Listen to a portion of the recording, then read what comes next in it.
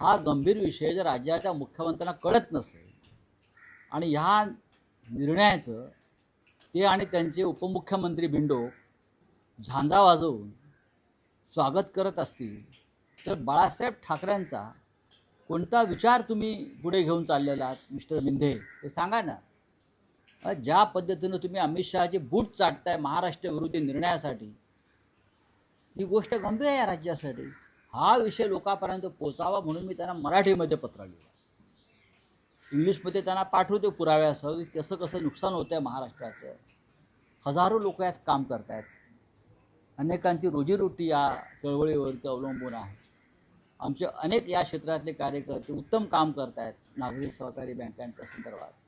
पण अमित शहानी ही सगळी चळवळ एका नॉन बँकिंग संस्थेकडे, non banking financial company NBFC बरं का, ज्याचा सहकार क्षेत्राशी कोणताही संबंध नाही, अशा एका कंपनीच्या घशात घालून ते दिल्लीला गेले आणि महाराष्ट्राचे मुख्यमंत्री आणि डेप्युटी CM हे तिथे त्यांच्या कार्यक्रमाला टाळ्या वाजवत बसले. वा वा किती महान निर्णय, वा वा किती महान निर्णय. पण हा महाराष्ट्राच्या सहकार चळवळीचा, बँकिंग चळवळीचा, धनंजयराव गाडगीळ वगैरे लोकांनी जे सुरू केलं काम, त्यांचं अस्तित्व संपवणारा हा निर्णय.